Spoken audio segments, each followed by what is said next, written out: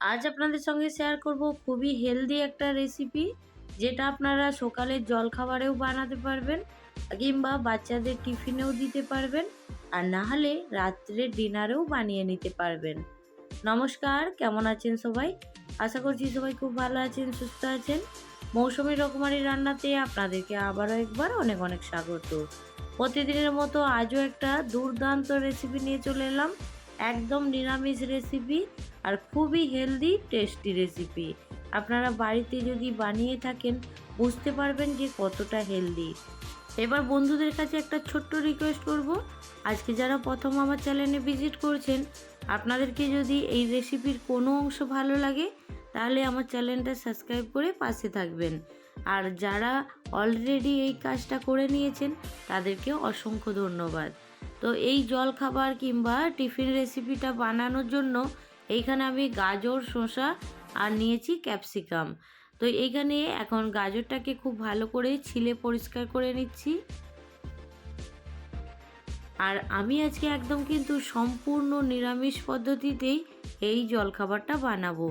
তো আপনারা যদি এর মধ্যে পেঁয়াজ দিতে চান দিতে পারেন, কিন্তু আমি আজকে পেঁয়াজ ছাড়াই এটা বানিয়ে আপনাদের সঙ্গে শেয়ার করছি।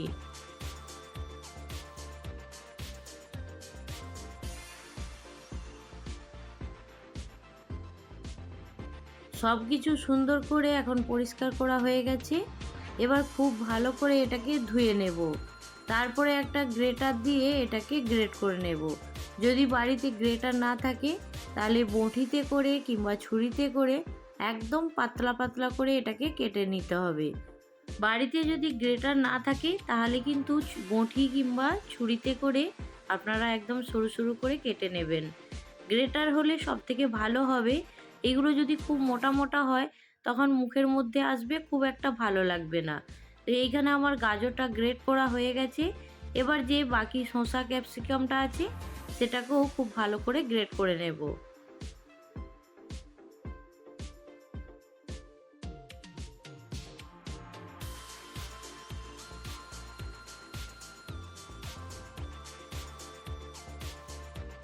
গাজর, ক্যাপসিকাম, শসা খুব ভালো করে গ্রেট করে নিয়েছি। এবার এটাকে এখন সাইডে রেখে দেব। তারপরে দেখুন পরের স্টেপটা যেটা করে নিতে হবে সেটা দেখে নিন। তো আপনারা আপনাদের প্রয়োজন মতন আটাটা ব্যবহার করবেন। তো এইখানে দেখুন আমি সম্পূর্ণ এক বাটি ভর্তি করে আটা নিয়েছি। এবার যদি আপনারা চান এর থেকে বড় বাটিতে নেবেন তাহলে নিতে পারেন। এবার এইখানে স্বাদ মতো নুন দিয়েছি। নুন দিয়ে একদম একটা পাতলা ঘোলের মতো তৈরি করে নেব। এবার এইখানে আমার ক্যামেরাটা অন করতে হয়তো আমি ভুলে গিয়েছিলাম, সেই জন্য এই জিনিসটা আপনারা দেখতে পেলেন না। আমি এইখানে যে চামচটা ব্যবহার করছি এই চামচের 3 চামচ পরিমাণে বেসন দিয়েছি। তো আটার সঙ্গে 3 চামচ, এক বাটি আটার সঙ্গে 3 চামচ পরিমাণে বেসন দিয়ে এবার অল্প অল্প করে জল দিয়ে সুন্দর করে ব্যাটারটাকে রেডি করে নিচ্ছি। বেসনটা যদি এই আটার মধ্যে দেয়া হয় তাহলে দেখবেন খুব নরম হবে রুটিগুলো, আর যখন খাবেন তখন কিন্তু ভীষণ সুন্দর লাগবে খেতে। তো এইখানে দেখুন অল্প অল্প করে জল দিয়ে সুন্দর করে ব্যাটারটাকে রেডি করে নিয়েছি। তো আবারও বলছি, আমি এক বাটি আটার মধ্যে 3 চামচ পরিমাণে বেসন নিয়েছি। বেসন আর আটার ব্যাটার কিন্তু একদম সুন্দর করে রেডি করা হয়ে গেছে। দেখতেই পাচ্ছেন ঘনত্বটা, তা আপনারা দেখে বুঝতে পারছেন। এবার চলুন ঝটপট করে রুটিগুলো বানিয়ে নিই। তার জন্য গ্যাস অন করে আমি প্রথমেই কিন্তু একটা প্যান গরম করার জন্য রেখে দিয়েছি। তো এইখানে প্যানটা গরম হয়ে গেছে। খুব সামান্য পরিমাণে একটু তেল দেব। তেল দেওয়ার পরে এবার একটা একটা করে আমি রুটিগুলো বানিয়ে নেব।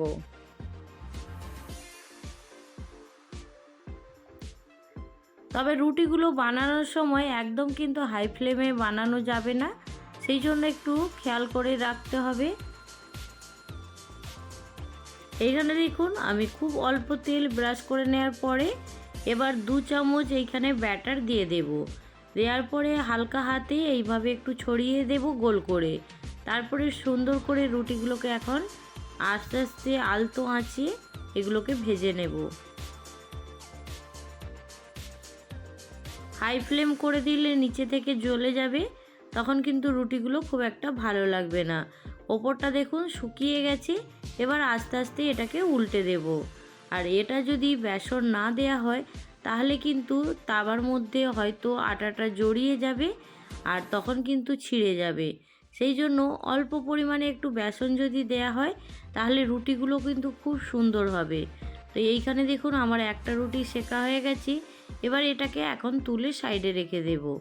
আর এইভাবেই বাকি রুটিগুলোকেও কিন্তু সুন্দর করে রেডি করে নেব। রুটিগুলো দেখুন দেখতে কতটা সুন্দর লাগছে। আবারও বলবো গ্যাসের ফ্লেমটা লো টু মিডিয়ামে রাখবেন আর একটু সময় নিয়ে রুটিগুলো বানিয়ে নেবেন। যদি হাই ফ্লেমে রাখা হয় তাহলে রুটিগুলো নিচে থেকে জ্বলে যাবে, তখন কিন্তু খেতে অতটা ভালো লাগবে না। তো এইখানে দেখুন আমার আরও একটা রুটি রেডি করা হয়ে গেছে। এবার এটাকেও আস্তে আস্তে উল্টে দেব। সব রুটিগুলো সুন্দর করে ভেজে নেওয়ার পরে এবার দেখুন সবজির কাছে আবারও চলে এলাম। এইখানে যে সবজিগুলো গ্রেট করে রেখেছিলাম তার মধ্যে অল্প একটু ধনেপাতা আর তার সঙ্গে কয়েকটা কাঁচা লঙ্কা খুব ছোট ছোট করে কেটে দিয়ে দেব।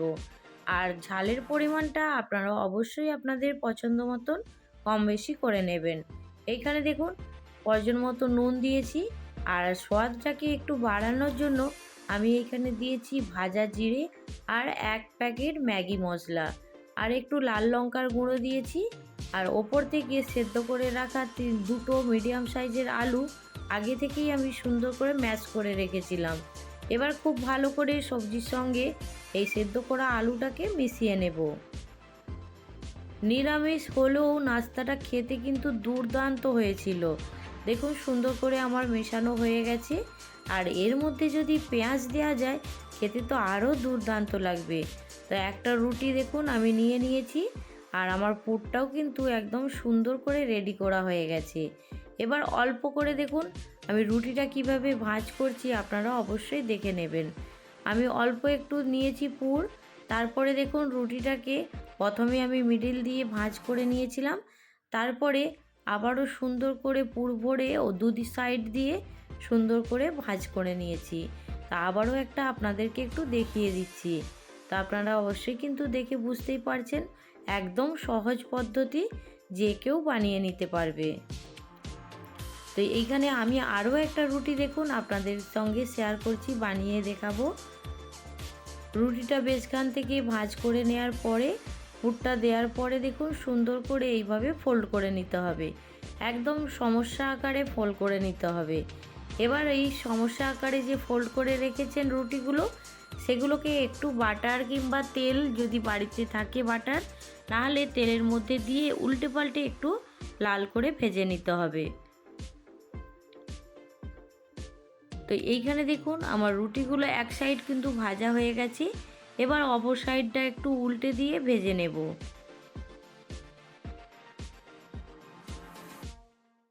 রুটিগুলো উল্টানোর সময় একটু সাবধানে উল্টে দিতে হবে। আর এইখানে যে রুটিগুলো ফেটে গেছে এর জন্য কোনো রকম সমস্যা হবে না, কিন্তু একবার সবাইকে রিকোয়েস্ট করব এই নাস্তাটা বানিয়ে দেখুন। যারা নিরামিষ দিনে সব সময় রুটি পরোটা খেতে পছন্দ করেন না তারা কিন্তু অবশ্যই বানাবেন, খেতে দুর্দান্ত লাগে। আর এইখানে দেখুন আমার সব রুটিগুলো রেডি হয়ে গেছে, দেখতেও যেমন সুন্দর লাগছে খেতে দুর্দান্ত হয়। তো আজকের রেসিপি আপনাদের কেমন লাগলো জানাতে কিন্তু একদম ভুলবেন না। ভালো লাগলে অবশ্যই একটা লাইক দিয়ে দেবেন। আজকে যারা প্রথম আমার চ্যানেলে ভিজিট করছেন আপনাদেরকে যদি এই রেসিপির কোনো অংশ ভালো লাগে অবশ্যই আমার চ্যানেলটা সাবস্ক্রাইব করে পাশে থাকবেন। তো আজকের রেসিপি এইখানেই শেষ করছি।